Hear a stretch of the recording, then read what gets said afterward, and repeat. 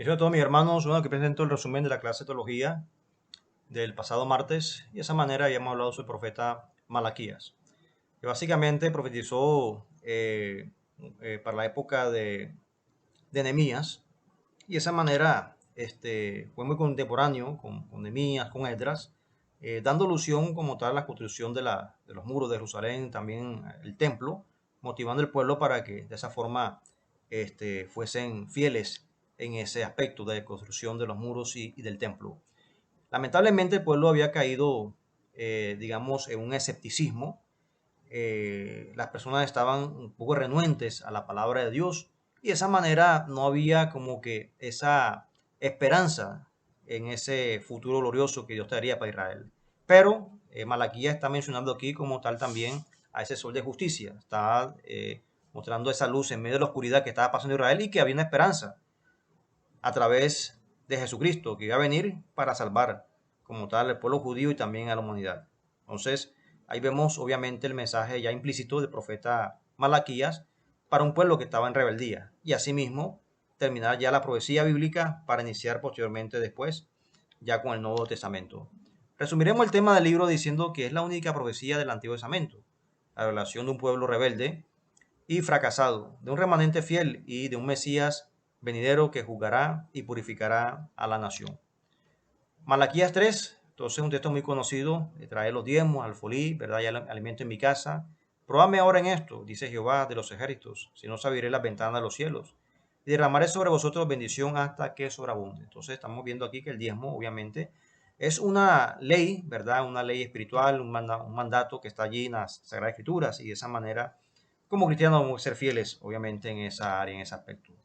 Malaquías 4:2, mas a vosotros los que teméis mi nombre, nacerá el sol de justicia y usadas traerá salvación y saldréis y saltaréis como becerros de la manada. Y aquí Malaquías está haciendo alusión a Jesucristo. El término salvación está implicando marpé en hebreo, curativo, medicina, curar, sanidad, liberación. Y canaf, borde o franja, alas, como de flecos, talit, tizón, manto. Y esto traemos a colación lo que hizo la mujer que tenía el flujo de sangre. Dice, he aquí una mujer enferma de flujo de sangre desde hacía 12 años, se la acercó por detrás y tocó el borde de su manto, porque decía dentro de sí, si tocare solamente su manto, seré salva. Pero Jesús, volviéndose y mirándola, dijo, ten ánimo, hija, tu fe te ha salvado. Y la mujer fue salva, sana desde aquella hora. Entonces, fíjense que ella se aferró al borde del manto, implicando obviamente la promesa de Malaquías, que me dará el sol de justicia, que es Jesucristo, y en sus alas traerá salvación. Sus alas tiene que ver en el hebreo con canaf, bordes, y salvación tiene que ver con marpé, sanidad. Entonces, obviamente, como dije en la clase, el poder no estaba en el manto, obviamente. Ellos no se aferraban al manto, ellos se aferraban en la promesa bíblica, que el manto como un acto simbólico de que estaba cocinando la palabra de Dios ya es algo diferente, pero ellos se aferraban a la promesa, obviamente cocinar la palabra de Dios a través del manto como un instrumento, una señal, digamos, pedagógica o de enseñanza bíblica como tal. Entonces ellos se aferraban más bien era a la promesa bíblica que estaba ahí cocinada la palabra del Señor. Y también lo que dice número 15, dice, habla a los hijos de Israel y diles que se hagan franjas en los bordes de sus vestidos, generaciones, y pongan en cada franja de los bordes un cordón azul.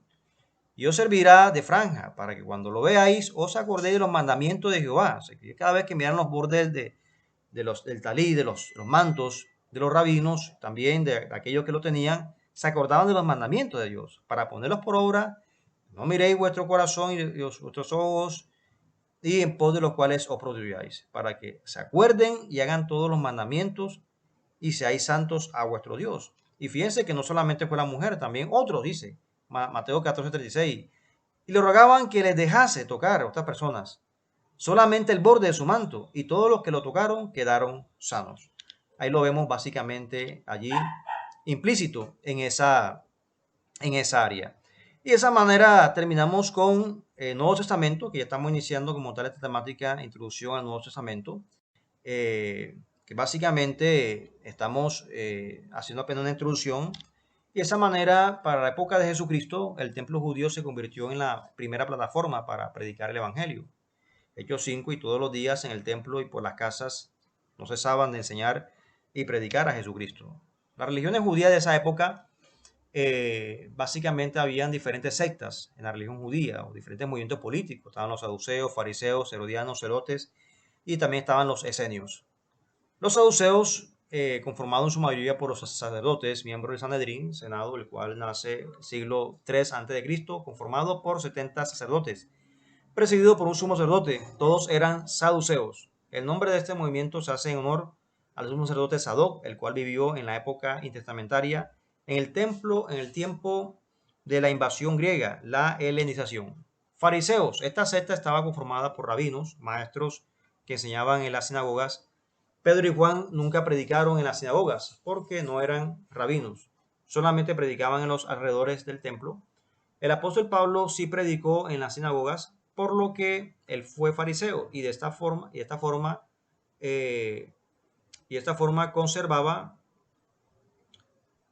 el título de rabino.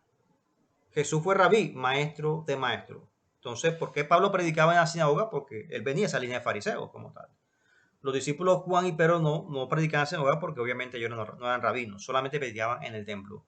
Filipenses lo confirma, que obviamente Pablo venía de esa línea rabínica como tal, o de los fariseos, circuncidado al 8º día, del linaje de Israel, de la tribu de Benjamín, hebreo de hebreos, en cuanto a ley, fariseos, venía esa línea. Herodianos, era una dinastía familiar con el nombre de Herodes. El más conocido fue Herodes el Grande, el cual manda matar a los niños menores de 2 años en la época del nacimiento de Jesús. El padre de Herodes el Grande recibió el nombre de Herodes Antípater, fundador de la dinastía herodiana.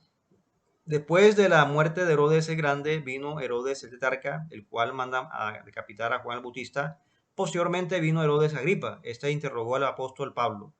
Hechos 26 lo dice. Entonces Agripa dijo a Pablo: por poco me persuades a ser cristiano. Entonces, esta dinastía herodiana eran idumeos. Óyase bien, los Herodes, estos Herodes no eran judíos, eran provenientes de Idumea, edomitas, de Edom, que trabajaban para Roma y eran gobernantes, o eran reyes, digamos, que trabajaban al servicio de Roma en las diferentes regiones de Judea y también de toda Palestina. Celotes, aquí se diría el término sicario.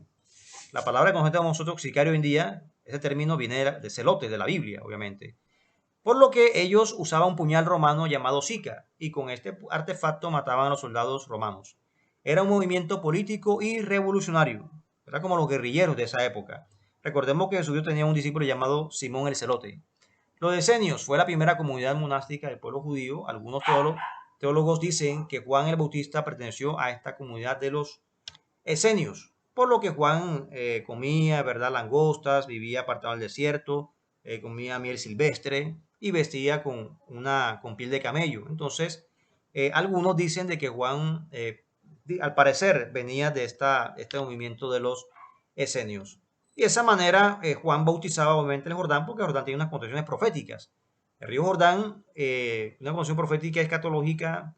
En segundo lugar, Juan bautizó en el río Jordán porque ahí ministró Elías y Eliseo. En tercer lugar, las aguas del Jordán se dividieron cuando pasaban los sacerdotes con el arca del pacto. En cuarto lugar, Naamán el sirio se sumergió 7 veces en el río Jordán para ser limpio de la lepra. Y en quinto lugar, el río Jordán se bautizó nuestro Señor Jesucristo. Muchas personas que eran miembros de estas sectas o movimientos políticos y religiosos se convirtieron al cristianismo. ¿Ok?